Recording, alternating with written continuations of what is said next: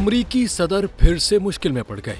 बेटे Hunter Biden के खिलाफ असलहा केस दोबारा खुल गया। अमरीकी सदर के बेटे हंटर बाइडेन के खिलाफ असलहा रखने के मुकदमे की समाअत का आगाज हो गया है। अमरीकी मीडिया के मुताबिक अमरीका में पहली बार सदारत के दौरान बेटे के मुकदमे की समाअत हो रही है। मीडिया रिपोर्ट्स के मुताबिक नशे के आदी हंटर बाइडेन ने गैर कानूनी तौर पर असलहा खरीदा था। मुकदमे में दर्ज 3 इल्जामात में 25 बरस कैद सुनाई जा सकती है। इसके अलावा हंटर बाइडेन के खिलाफ टैक्स फ्रॉड केस की समाअत 5 सितम्बर को होगी। दोनों केसेस की समाअत करने वाले जजेस को ट्रंप ने लगाया था। अमरीकी सदर जो बाइडेन ने साबिक सदर डोनाल्ड ट्रंप के खिलाफ आने वाले अदालती फैसले को कानून की फतह करार दे दिया।